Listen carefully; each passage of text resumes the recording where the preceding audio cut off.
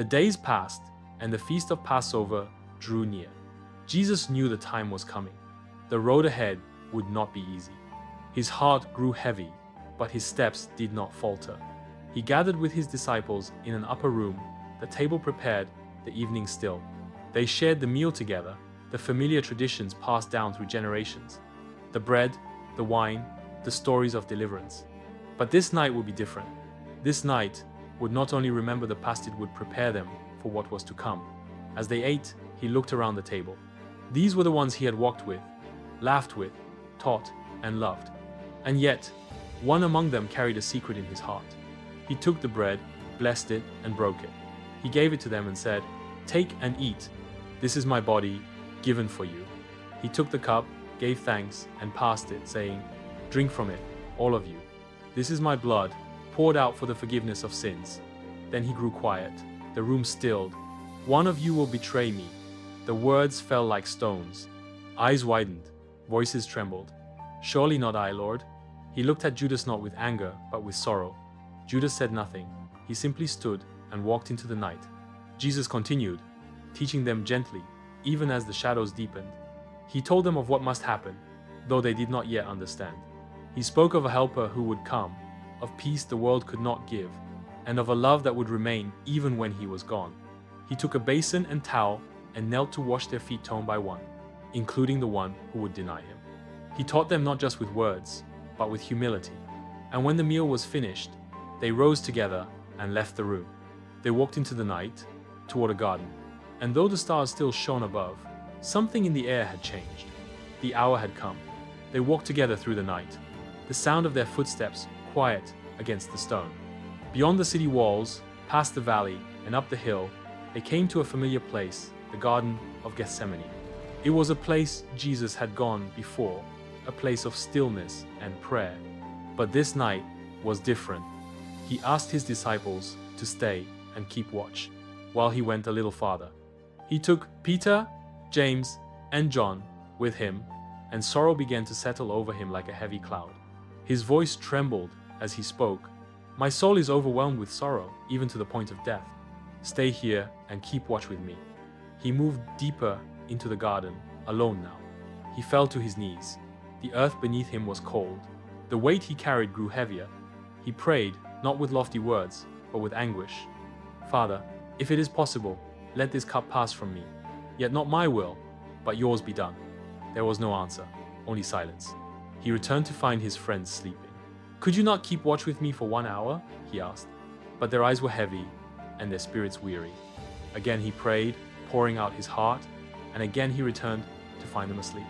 A third time he prayed, and in that moment, something changed. He stood, resolute. The burden had not lifted, but his surrender was complete. An angel appeared beside him, unseen by others, to strengthen him. Sweat fell from his brow like drops of blood, but his steps were steady. Then came the sound voices, footsteps, torches approaching. The stillness of the garden shattered. Judas walked at the front, leading the crowd. Soldiers followed behind, armed and ready. Judas stepped forward and kissed Jesus on the cheek. And Jesus said, "Do what you came for, friend." Peter drew his sword in a flash of fear and fury, striking a servant and cutting off his ear. But Jesus spoke calmly. "Put your sword away. Shall I not drink the cup the Father has given me?" He touched the wounded man and healed him. Then they took him, bound his hands, led him away. And the disciples, the ones who had promised to stand with him, fled into the darkness. The garden fell silent once more. But heaven did not turn away. They led him through the night, bound and surrounded, from the garden to the house of the high priest. Inside, torches flickered, accusers waited. The air was thick with whispers, and hearts already hardened. They brought false witnesses against him, but their words did not agree. One said he threatened to destroy the temple. Another twisted his teaching. Still, he said nothing. The high priest stepped forward and demanded, "Are you the Messiah, the Son of the Blessed?" For a moment, all was still. Then Jesus answered, "I am, and you will see the Son of Man seated at the right hand of power and coming with the clouds of heaven." At those words, the high priest tore his robe. The others shouted, "Blasphemy!" They cried, "He deserves death." They struck him, they mocked him, they covered his face, and hit him again, saying, "Prophesy, who hit you?" The one who knew their hearts endured their hatred in silence. Outside, Peter stood in the courtyard, watching from a distance. 3 times, someone recognized him. 3 times, he denied knowing Jesus. And then the rooster crowed. Peter remembered what Jesus had said. His heart broke, and he went out into the night, weeping. At dawn, they brought Jesus to Pilate, the Roman governor.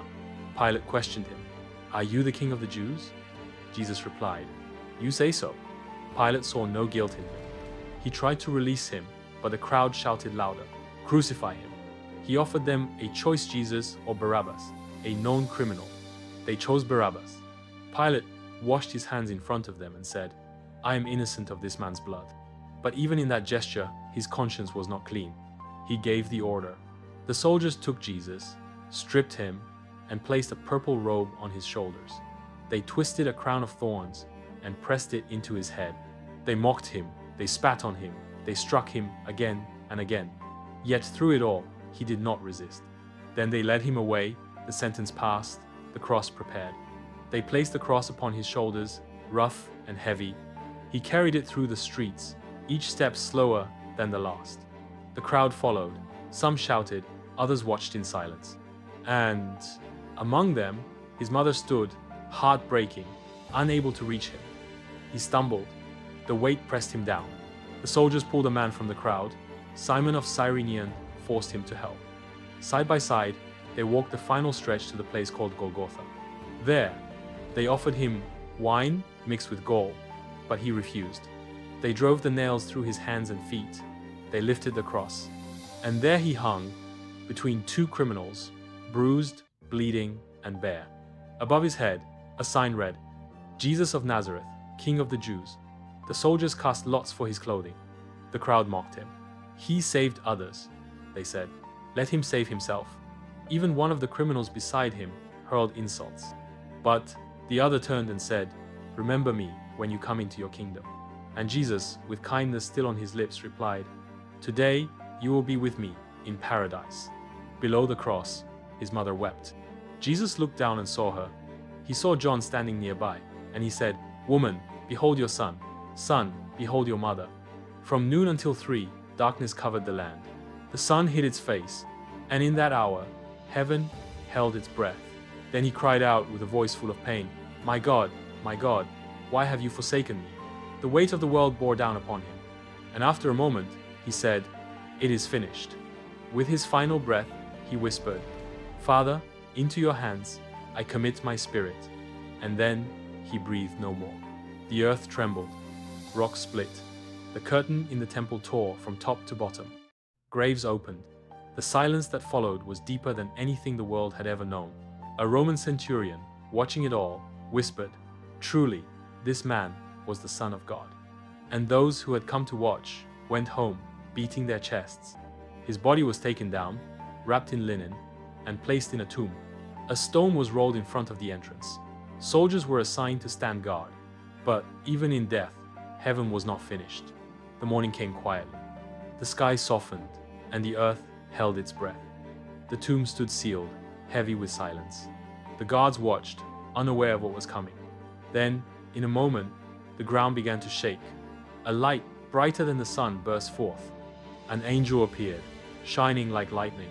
The guards fell back in fear, frozen, unable to speak. The stone rolled away not to let him out, but to show that he was already gone. At dawn, Mary Magdalene and the other women came to the tomb, bringing spices and sorrow. They wondered who would move the stone, but when they arrived, it was already moved. The tomb stood open, empty. They stepped inside, hearts pounding, and there, where his body had been, sat an angel. He spoke gently, "Do not be afraid. You are looking for Jesus, who was crucified. He is not here. He has risen, just as he said." The women ran, trembling and filled with joy. But before they could reach the others, Jesus met them on the road. He said only one word, "Greetings," and they fell at his feet, overcome. He told them, "Do not be afraid. Go and tell my brothers to go to Galilee. There they will see me."